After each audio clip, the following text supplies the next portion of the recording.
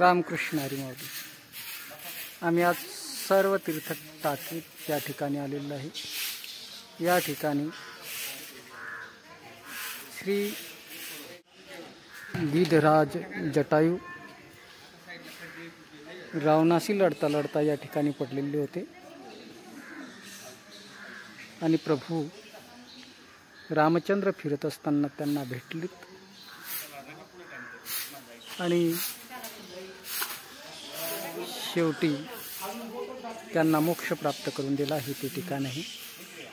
गिधराज इथं पडलेले असताना त्यांना ज्यावेळेस तहान लागली किंवा पाण्याची आवश्यकता होती त्यावेळेस त्यांनी प्रभूंना पाण्याची मागणी केली। त्यावेळेस प्रभूंनी एक बाण या ठिकाणी मारला आणि सर्व तीर्थांना या ठिकाणी प्रगट केलं आणि या ठिकाणी प्रगट केल्याच्या नंतर त्यांनी जटायूला पाणी पाजले।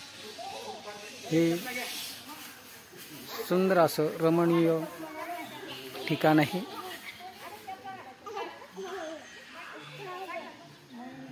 या ठिकाणी त्याच कुंडामधून पाणी इकडे वेगळीकडे येते आणि स्नानाची व्यवस्था केलेली आहे।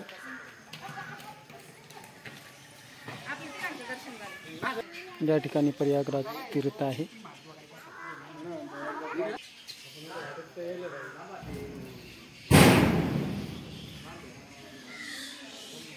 हे गुप्तेश्वर शिवजीचं स्थान आहे।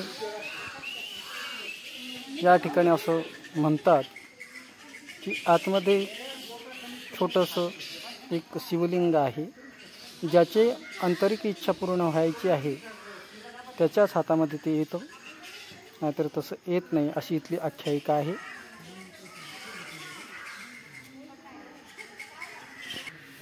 याच ठिकाणी प्रभू रामचंद्राचं मंदिर देखील आहे।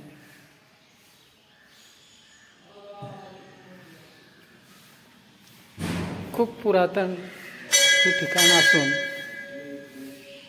त्रेतायुगापासून हे आहे। याच महात्म्य असंही सांगतात की ज्यांना कुणाला आपल्या आईवडिलांना मोक्ष प्राप्त व्हावा असा वाटत असेल, मृत पितरांना मोक्ष प्राप्त व्हावा असा वाटत असेल तर त्यांनी या ठिकाणी येऊन स्नान करून त्यांच्या मोक्ष प्राप्तीसाठी त्यांनी प्रार्थना करावी, तर त्याला मोक्ष प्राप्त होतो।